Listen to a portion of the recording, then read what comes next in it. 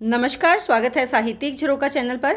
आज हम करेंगे काव्य शास्त्र के अंतर्गत अलंकार सिद्धांत। आज इसके विषय में हम विस्तार से जानेंगे अलंकार सिद्धांत क्या है, इसके बारे में विद्वानों के विचार क्या है, जहाँ पर संस्कृत आचार्यों, रीतिकालीन आचार्यों और आधुनिक काल के विद्वानों के विचारों को जानते हुए इस सिद्धांत के महत्व को जानेंगे। तो आइए देखते हैं। देखिए, सबसे पहले अगर बात करें, अलंकार सिद्धांत भारतीय काव्य शास्त्र में सबसे प्राचीन सिद्धांत है। प्रत्येक आचार्य ने अलंकारों को किसी न किसी रूप में महत्व अवश्य ही दिया है। अलंकार सिद्धांत के प्रतिपादक किसको माना जाता है? भामह को माना जाता है। ये आप विशेष रूप से ध्यान में रखेंगे। परंतु भामह के अतिरिक्त दंडी, उद्भट और रुद्रट ने भी अलंकारों की अनिवार्यता को स्वीकार किया है या इनका जोरदार समर्थन किया है। अलंकार सिद्धांत के विषय में अनेक विद्वानों ने अपनी अपनी मान्यताएं प्रस्तुत की है। कुछ आलोचक अलंकार सिद्धांत को अलंकार सिद्धांत न मानकर अलंकार संप्रदाय के रूप में देखते हैं। अलंकार का पहले का अगर इतिहास हम देखें तो आचार्य भरत मुनि ने अपने नाट्यशास्त्र में अलंकारों की चर्चा की है, लेकिन रसवादी आचार्य होने के कारण उन्होंने अलंकारों को ज़्यादा महत्व नहीं दिया। आचार्य भरत से पूर्व ही परचेतायन नामक विद्वान अनुप्रास अलंकार, शेष श्लेष अलंकार, औपकायन उपमा अलंकार, प्राशर अतिशोक्ति तथा चिद्रांगदा यमक अलंकार की विवेचना कर चुके थे। इससे क्या स्पष्ट होता है कि अलंकार सिद्धांत के प्रवर्तन से पूर्व ही आचार्यों की एक लंबी परंपरा मिलती है। यहाँ पर अगर आप लोगों को ये थोड़ा मुश्किल लगता है इन नामों को याद रखना, इनके बारे में बताना, तो यहाँ पर आप एक सिंपल तरीके से इसे लिख सकते हैं कि अलंकार पूर्व इतिहास पॉइंट बनाकर कि आचार्य भरत मुनि के नाट्यशास्त्र में भी अलंकारों की रचना मिलती है, परंतु वो रसवादी थे, इन्होंने इसीलिए अलंकार को ज़्यादा महत्व नहीं दिया। इस समय काल में अगर हम देखें तो अनेक काव्य रचनाओं में अनुप्रास, श्लेष और उपमा आदि अलंकार की चर्चा या इनका रूप देखने को मिलता है। अतः हम कह सकते हैं कि भामह से पहले भी अगर हम देखें तो अलंकारों की एक लंबी परंपरा मिलती है। तो आप इसे साधारण तरीके से भी कर सकते हैं, क्योंकि आपका ये प्रश्न से जो अलंकार सिद्धांत से उससे पहले के इतिहास को बता रहे हैं हम यहाँ पर, बहुत ज़्यादा गहराई में जाने की यहाँ कोई खास ज़रूरत नहीं है। उसके बाद अलंकार का अर्थ और स्वरूप को अगर देखें तो काव्य या साहित्य के सौंदर्य का समावेश करने वाला तत्व ही क्या है? अलंकार है। यहाँ अलंकार की व्युत्पत्ति लभ्य अर्थ को अगर जाने, यानी व्युत्पत्ति परक अर्थ को अगर हम देखें तो अलंकार शब्द क्र धातु में अल्म उपसर्ग और घन प्रत्यय जुड़ने से बना है। अल्म का अर्थ क्या है? परिपूर्ण करना अथवा योग्य बनाना। अलंकार शब्द की व्युत्पत्ति दो प्रकार से मानी जाती है, यानी व्युत्पत्ति कैसे हुई उसके दो प्रकार हैं। एक तो ये कहते हैं कि अलंकरोति इति अलंकार, अर्थात जो अलंकृत करता है वही अलंकार। अलंकृत करने का मतलब क्या है? सजाना, सुंदर बनाना, वही अलंकार है। दूसरा क्या है? अलंक्रियते नेन इति अलंकार, अर्थात जिसके द्वारा अलंकृत किया जाए उसे क्या कहेंगे? अलंकार कहेंगे। तो एक तो ये जो अलंकृत करता है, और दूसरा जिसके द्वारा अलंकृत किया जाता है उसे क्या कहते हैं? अलंकार कहते हैं। तो इसकी जो व्याख्या है या इसकी उत्पत्ति है वो दो प्रकार से मानी जाती है। इसके बाद अलंकारवादी आचार्य व उनकी अलंकार संबंधी रचनाएं और मान्यताओं को अगर हम देखें तो सबसे पहले जो अलंकारवादी आचार्य हैं उसमें हम भरत मुनि को देख लेते हैं, क्योंकि हमने इन्हें जो अलंकार सिद्धांत से पूर्व के साहित्य में इनको शामिल किया है। आचार्य भरत ने अपनी रचना नाट्यशास्त्र में उपमा, रूपक, दीपक और यमक इन चार अलंकारों का प्रयोग किया।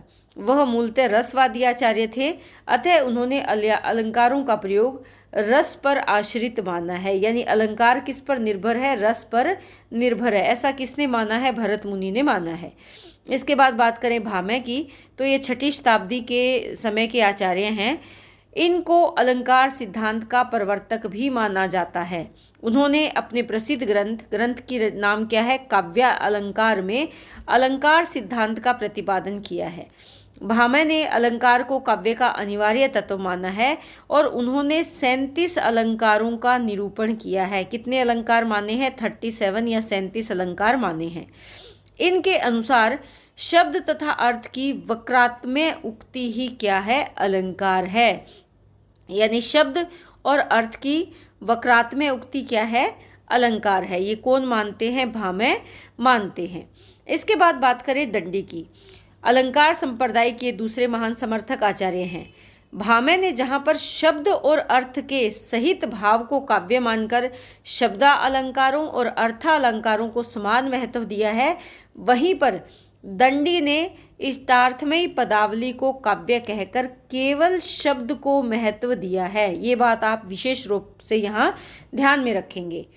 भामह ने गुणों की अपेक्षा अलंकारों को अधिक महत्व दिया और अलंकारों के कारण ही गुण का उत्कर्ष स्वीकार किया है। यानी काव्य में जब अलंकार होंगे तो ही उसमें गुण स्पष्ट होंगे, लेकिन दंडी गुणों को निरपेक्ष और स्वतंत्र तथा काव्य की आत्मा के रूप में स्वीकार करते हैं। यानी गुण क्या है? निरपेक्ष है। गुण काव्य पर, अलंकारों पर निर्धारित नहीं है, ये स्वतंत्र है और गुण ही काव्य की आत्मा है। अलंकारों को भी इन्होंने महत्व दिया है। स्वतंत्र और काव्य की आत्मा के रूप में स्वीकार करते हुए अलंकारों को भी महत्व दिया है। उन्होंने गुणों को अलंकार आश्रित नहीं माना, यानी गुण स्वतंत्र है, अलंकारों पर आश्रित नहीं है। जबकि भामह क्या कहते हैं? इन्होंने गुणों की बजाय अलंकारों को ज़्यादा महत्व दिया है। किसने? भामह ने। जबकि दंडी ने दोनों को अलग अलग व्याख्यायित किया है। आचार्य दंडी की रचना क्या है? काव्यदर्श है। इसमें अलंकार की परिभाषा देते हुए कहते हैं, काव्य शोभाकरान धर्मान अलंकार परचक्षते, अर्थात काव्य का शोभाकारक धर्म ही क्या है? अलंकार है। काव्य शोभाकरान, जो काव्य की शोभा करते हैं, धर्मान यानी शोभा करने वाले धर्म ही क्या है? अलंकार। अलंकरान परचक्षते, वही उसके कारक है। किसके? जो काव्य का शोभा कारक धर्म है वो ही अलंकार है। उसके बाद उद्भट की बात करें तो आचार्य दंडी के बाद इनका स्थान है उद्भट का। 9वीं शताब्दी में इनका समयकाल रहा है। अलंकारों के बारे में अपने विचार इन्होंने प्रस्तुत करते हुए क्या कहा है और कौन सी इनकी रचना है? इनकी रचना का नाम है काव्य अलंकार सार संग्रह। इसमें भामह और दंडी के विचारों का समन्वय प्रस्तुत किया है। यानी इन्होंने भामह और दंडी दोनों का मिला जुला रूप अपने रचना में प्रस्तुत किया है। उन्होंने गुण और अलंकार दोनों को समान रूप से सौंदर्य के कारक माना है। यानी गुण भी जरूरी है काव्य में और अलंकार भी, इसी से काव्य का सौंदर्य बढ़ सकता है। तो यहाँ पर आप बता सकते हैं कि इन्होंने भामह और दंडी के समन्वयात्मक स्वरूप को प्रस्तुत किया है और गुण अलंकार दोनों को महत्व दिया है। उसके बाद नाम आता है रुद्रट का। ये भी अलंकारवादी आचार्य थे। इन्होंने अपने ग्रंथ काव्य अलंकार में अलंकारों को महत्व प्रदान करते हुए कहा है कि अलंकार शब्द और अर्थ की शोभा प्रदान करते हैं। अलंकार की परिभाषा देते हुए कहते हैं कि कवि प्रतिभा से उद्भूत अभिधान या कथन विशेष का नाम ही क्या है? अलंकार है। जो कवि की प्रतिभा से उद्भूत है उस कथन विशेष का, यानी वो विशेष कथन, उसी को इन्होंने क्या कहा है? अलंकार कहा है। शब्द और अर्थ, अलंकार को क्या माना है कि शब्द और अर्थ को जो शोभा देते हैं वही क्या है? अलंकार है। उसके बाद वामन है। वामन ये मूलतः गुणवादी आचार्य हैं। उन्होंने रीति सिद्धांत का परिवर्तन किया है, लेकिन फिर भी काव्य में अलंकारों को महत्व प्रदान करते हुए उन्होंने कहा है कि अलंकार एवं काव्यम, अर्थात अलंकार ही क्या है? काव्य है। गुण काव्य की शोभा को उत्पन्न करते हैं और अलंकार उस शोभा की वृद्धि करते हैं। क्योंकि ये गुणवादी हैं तो ये कहते हैं कि गुण है जो काव्य की शोभा को उत्पन्न करते हैं और अलंकार उस शोभा को बढ़ाने का काम करते हैं। इसके अतिरिक्त भी अलंकारवादी आचार्य हैं, जिसमें रुय्यक आते हैं, जयदेव आते हैं, अप्य दीक्षित आते हैं। इन्होंने भी अलंकार सिद्धांत का प्रतिपादन किया है या अलंकारों को महत्व दिया है। इसके बाद हिंदी के रीतिकालीन आचार्यों की अगर बात करें तो सबसे पहले नाम आता है केशवदास का। केशवदास ने अलंकारों के महत्व को उजागर करते हुए कहा है कि भूषण विनु न विराजई कविता वनिता मित, कि हे मित्र, भूषण के बिना शोभा नहीं देती, ना तो कविता और ना ही सुंदर स्त्री। दोनों के लिए आभूषण आवश्यक है। कविता के लिए आभूषण क्या है? अलंकार है। और स्त्री के लिए आभूषण क्या है? अलंकार यानी गहने हैं। उसके बाद कवि देव क्या कहते हैं? इन्होंने भी अलंकारों को महत्व दिया है कि कविता कामिनी अलंकार पहने, अद्भुत रूप लखावती। कविता कामिनी यानी सुंदर स्त्री अलंकार जब पहन लेती है तो सुंदर रूप उसका दिखाई देता है। कवि धुले भी कहते हैं केशवदास की भांति कि बिना अलंकारों की कविता शोभा नहीं पाती, यानी बिन भूषण नहीं भूषई कविता, कि बिना भूषणों के कविता की शोभा नहीं है। तो यहाँ पर इन्होंने अलंकारों को विशेष महत्व दिया है रीतिकालीन आचार्यों ने। आधुनिक हिंदी विद्वानों की अगर बात करें तो अलंकार विषयक उनके जो विचार हैं उसमें सबसे पहले हम नाम लेते हैं आचार्य रामचंद्र शुक्ल का। ये कहते हैं कि भावों का उत्कर्ष दिखाने और वस्तुओं के रूप, गुण और क्रिया का तीव्र अनुभव कराने में कभी कभी सहायक होने वाली युक्ति क्या है? अलंकार है। सुमित्रा नंदन पंत की अगर बात करें तो ये कहते हैं कि अलंकारों को केवल सौंदर्यवर्धक न मानकर भाव के साथ जोड़ते हैं, कि ये केवल सुंदरता बढ़ाने वाले नहीं है बल्कि भाव के साथ भी इनको जोड़ा जाना चाहिए। ये कहते हैं अलंकार केवल वाणी की सजावट ही नहीं, वे भाव की अभिव्यक्ति के विशेष द्वार हैं, यानी अलंकारों से भावों को भी सजाया जा सकता है। उसके बाद है रामधारी सिंह दिनकर जी कहते हैं कि मैं अलंकारों के महत्व को भूल नहीं सकता, किसी प्रकार भी उनका अनादर नहीं कर सकता, क्योंकि अलंकारों ने काव्य कौशल के बहुत से ऐसे भेद खोले हैं जो अन्यथा अवशिष्ट रह जाते, अर्थात जो व्यक्त ना हो पाते, कि बहुत से ऐसे भेद उन्होंने खोल दिए हैं जो अगर अलंकार नहीं होते तो उनका वो हमारे सामने नहीं आ पाते। उसके बाद बहुत से, देखिए, जब भी कोई सिद्धांत आता है तो उसके खंडनात्मक विचार भी हमारे सामने आते हैं। तो हमने जो अब तक जाना वो ये जाना कि जो आचार्य हुए हैं उन्होंने किस प्रकार अलंकारों को परिभाषित किया है, उसके बाद रीतिकालीन आचार्यों ने क्या विचार दिए हैं, उसके बाद आधुनिक जो विद्वान हैं उन्होंने अलंकार के विषय में क्या विचार दिए हैं। अब यहाँ पर आप ये भी बताएंगे कि कौन से विद्वान हैं जिन्होंने अलंकारों का खंडन किया है या अलंकार सिद्धांत का खंडन किया है। सबसे पहला नाम आता है आनंदवर्धन का। ये ध्वनिवादी आचार्य थे। इन्होंने, इनकी रचना का क्या नाम है? ध्वन्यालोक लोचन है। अलंकार के विषय में क्या कहते हैं कि अलंकारों की स्थिति शरीर पर धारण किए गए कटक, कुंडल आदि शोभाकारक आभूषणों के समान है। इस प्रकार उन्होंने अलंकार को काव्य की आत्मा और शरीर नहीं माना, क्योंकि आभूषण क्या है? शरीर के ऊपरी हिस्से पर धारण किए जाते हैं। तो शरीर ज़रूरी नहीं है कि बिना आभूषणों के अगर रहें तो शरीर की सुंदरता नहीं है। तो इन्होंने काव्य की आत्मा और शरीर किसको नहीं माना? अलंकारों को नहीं माना। दूसरे कौन है? अभिनव गुप्त। ये भी ध्वनिवादी आचार्य हैं। उनकी रचना है अभिनव भारती। उन्होंने अलंकारों को काव्य का केवल बाह्य पक्ष माना है, यानी अलंकार केवल कविता का बाहरी रूप है। रस भाव रहित अलंकार प्रयोग को वे आभूषणों से सुसज्जित शव के समान अनुपयोगी मानते हैं, कि अगर कविता में रस और भाव नहीं है और उसे अलंकारों से सजा दिया जाए तो वो उसी शव के समान, यानी मृतदेह के समान है जिसमें प्राण नहीं है, और उस पर अलंकार पहना दिए जाते हैं या गहने पहना दिए जाते हैं। उसके बाद कुंतक है। कुंतक ने अलंकारों के दो रूप स्वीकार किए हैं, एक साधारण चमत्कार उत्पादक अलंकार जैसे कि उपमा है, रूपक है आदि, और रसवत अलंकार जो अतिशय सरसता प्रदान करते हैं। यानी दो, एक तो साधारण चमत्कार और दूसरा रसवत अलंकार।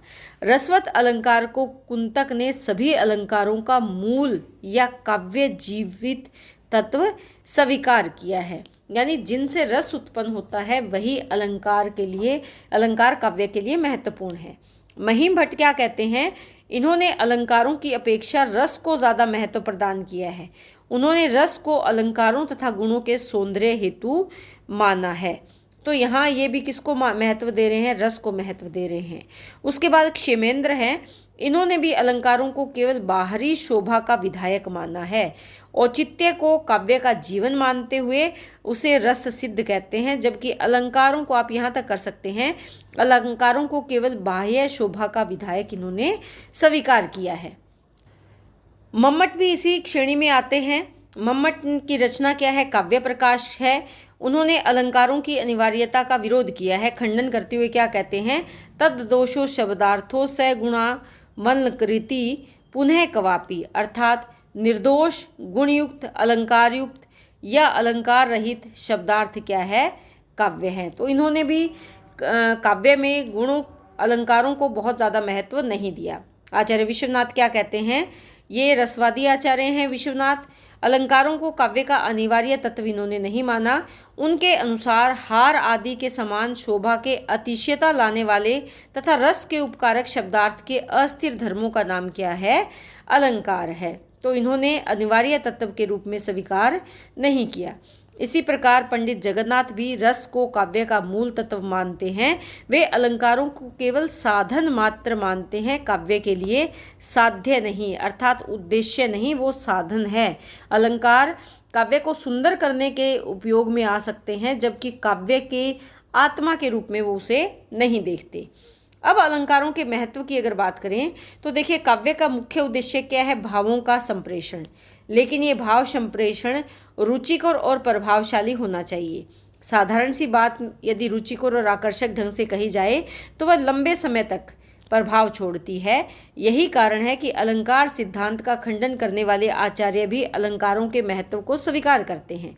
यहाँ पर सुमित्रा नंदन पंत जी की अगर बात कर देखें तो क्या कहते हैं कि अलंकार केवल वाणी की सजावट के लिए नहीं है, ये भाव की अभिव्यक्ति के लिए भी विशेष द्वार हैं। यानी भावों को भी अलंकारों के माध्यम से सुंदर बनाकर अभिव्यक्त किया जाता है। आधुनिक हिंदी विद्वानों में आचार्य रामचंद्र शुक्ल, बाबू श्याम सुंदर दास, डॉक्टर गुलाब राय, रामधारी सिंह दिनकर आदि ने अलंकारों के महत्व पर प्रकाश डाला है।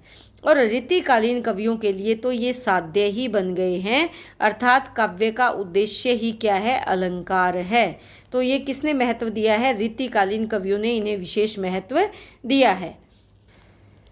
अलंकार के व्युत्पत्तिपरक अर्थ की अगर बात करें तो उससे पता चलता है कि काव्य को या सौंदर्य को पूर्णता प्रदान करने वाला तत्व क्या है? अलंकार है। इससे ये स्पष्ट है कि अलंकार केवल काव्य का अलंकरण ही नहीं बल्कि रस, भाव आदि को भी पूर्णता प्रदान करता है। यहाँ पर भोजराज कहते हैं कि जिस प्रकार अंजन की कालिमा दीर्घ नेत्रों में शोभित होती है। अंजन क्या है? काजल। काजल की कालिमा बड़े बड़े नेत्रों को सुंदर बनाती है। मुक्ताहार जो हार पहना जाता है उन्नत और पीन प्योदरों पर शोभा देता है। उसी प्रकार अलंकार की शोभा भी सुंदर भावाभिव्यक्ति में सहायक होने पर ही होती है। अलंकार कब शोभायमान है? जब वो भावों की अभिव्यक्ति बहुत सुंदर तरीके से करने में सहायक हो। तो इससे स्पष्ट है कि अलंकारों का काव्य में एक महत्वपूर्ण स्थान है। अलंकार काव्य में रस और भाव को सौंदर्य, आकर्षक और पूर्णता प्रदान करते हैं। भावाभिव्यक्ति में सहायक होने पर ही अलंकार अपनी सार्थकता सिद्ध करते हैं। यानी अलंकार कब सार्थक है? जब वो भावों को सुंदर तरीके से अभिव्यक्त करें, तभी अलंकार सार्थक हैं। तो उम्मीद करती हूँ प्रश्न आपको बहुत अच्छे से समझ में आया होगा। बहुत बहुत धन्यवाद। इसी तरह चैनल से जुड़े रहें। लाइक, शेयर, सब्सक्राइब ज़रूर करें।